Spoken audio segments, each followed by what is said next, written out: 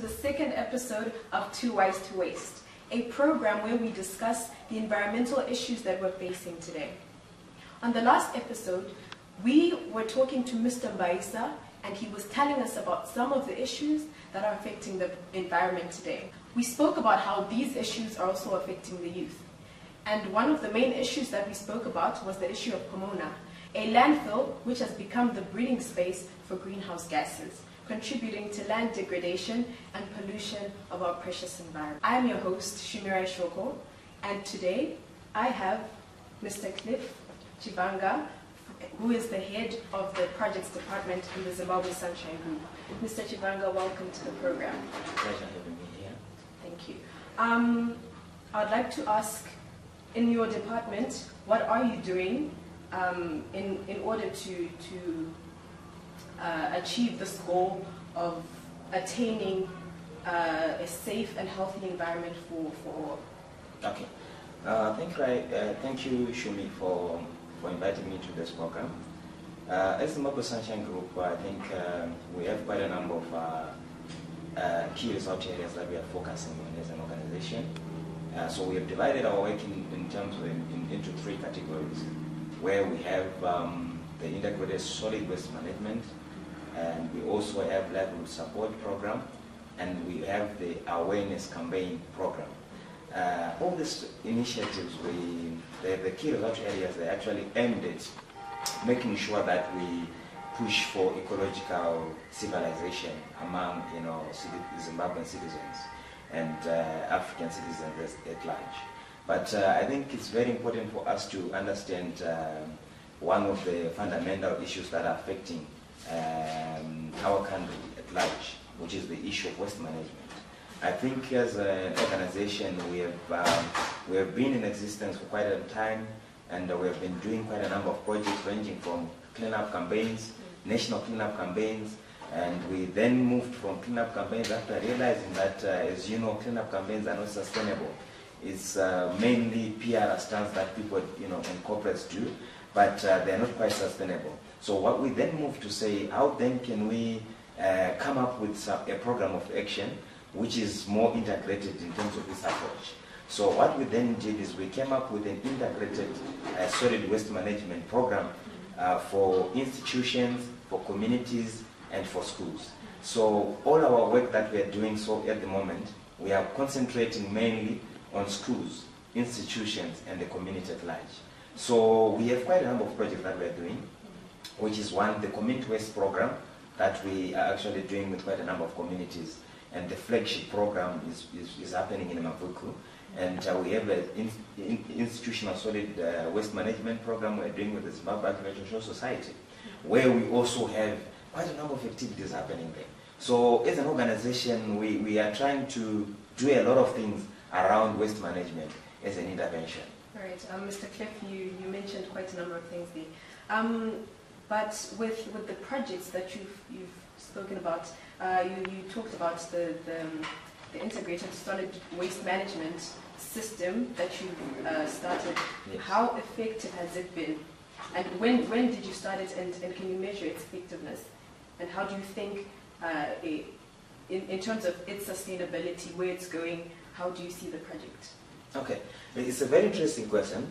I can safely say that as an organization, we've been running a pilot project at Harare Agricultural Society, like I mentioned earlier on. Mm-hmm. The way we've structured this program is that we said we cannot go all out to say we are targeting a province to implement this project, because there are so many dynamics involved in waste management. It's quite a complicated industry, to say the least. But in terms of the way we structured the program, we said let's implement a pilot project with a school in Harare, and we implement a pilot project with an institution, and we identified Zimbabwe Agricultural Society, the Harare Showgrounds, as a model for a city, because you look at the kind of traffic that you have at the Agricultural Society annually. They have more than 2 million visitors that comes to the Agricultural Society. They have so many restaurants that produce unbelievable amounts of waste, weekly, daily. So we then say, look, I think it's important for us to go and do a waste audit at the showgrounds, because it is imperative, for us to understand what are the streams of waste that are generated from a particular point or source. Then after understanding the streams of waste, that is waste characterization, we then understand in terms of what are the current waste management plans that they are implementing as an institution. So we identified all those things. And after realizing the gaps, we then said, okay, this is what we are going to do. Let's draft a program of action which aims at making sure that we, one, train all the tenants at the agricultural society.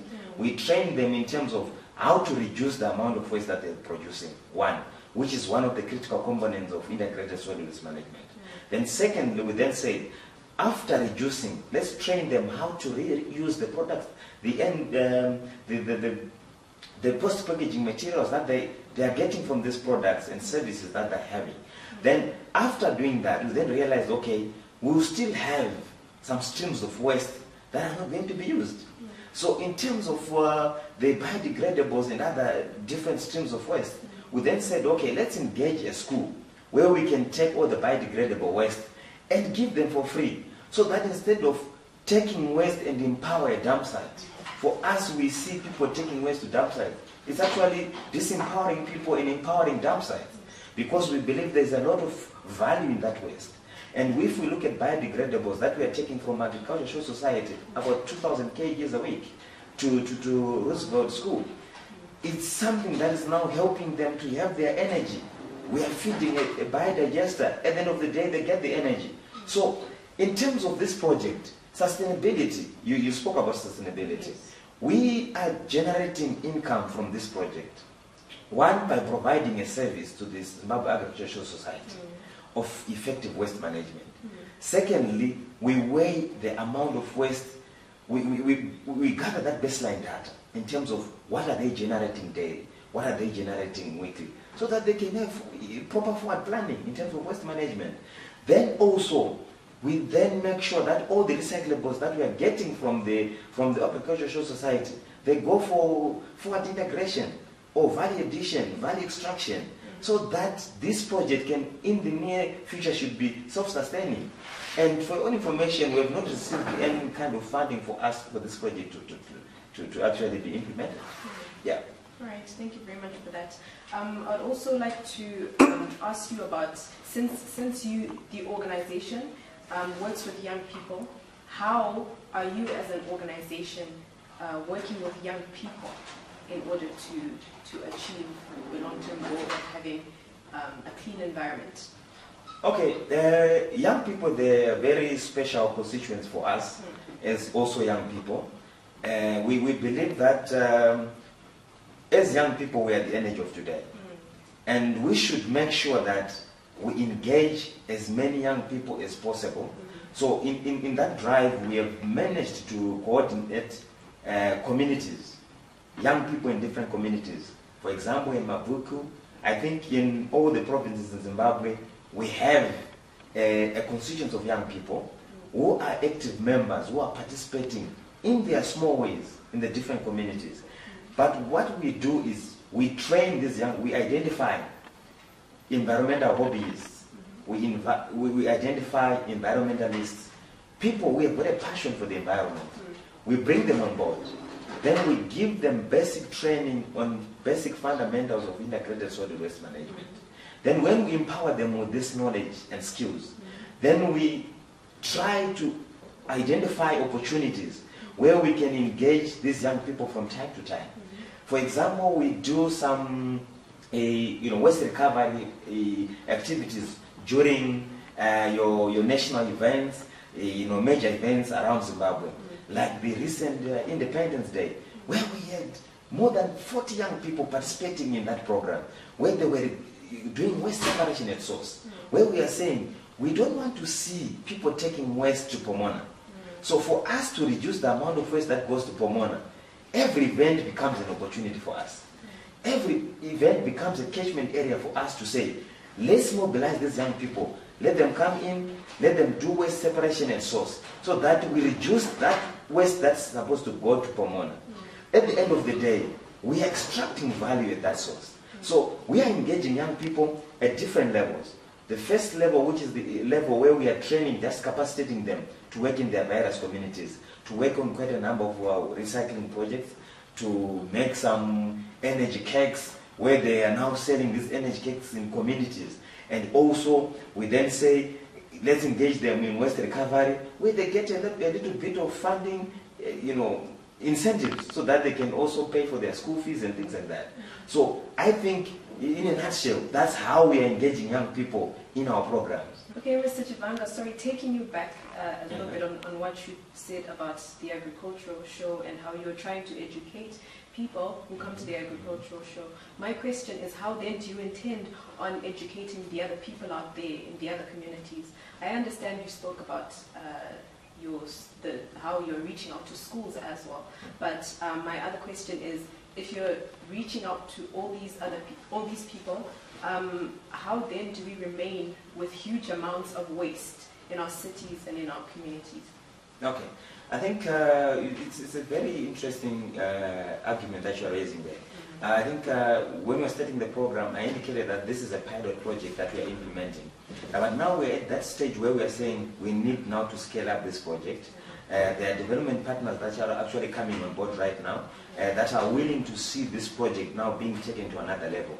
But obviously, I think you understand that if you look at the amount of waste generation in terms of waste generation per capita, you are looking at Harare alone, you will see that the amount of waste that is being generated and the streams of waste, they're changing, almost, more often. But at the end of the day, in terms of reaching out to people, we are quite happy that there is now a show like yours, where, we have been having challenges actually to have even a radio station that would invite you and embrace you to say, come and speak about environmental issues. Because to everyone, it seems environmental issues are a secondary issue. But we are quite happy and we are quite warm to be coming to a show like this, where you are just talking about environmental issues and prioritizing that. So, but we really appreciate that. But in terms of the impact, I think you are going to see that there are other players that are also playing a role, like your Environment Management Agency. We are working with them. We are working together, and to make sure that we now have a program of action where we are now scaling up this initiative, where we can even have our drive-in drop-off centers around Zimbabwe, where people are coming and just dropping off their waste. So the research that we've been doing, it has shown us that it is possible. People are willing to come and deposit their waste. By the way, we are going to make sure that we also even scale up the awareness campaigns. We are going to see quite a number of things, and we are going to be nagging you to invite us more often into this program. Yes. Yeah. Yes. Thank you so much, Mr. Chivanga. Some interesting initiatives.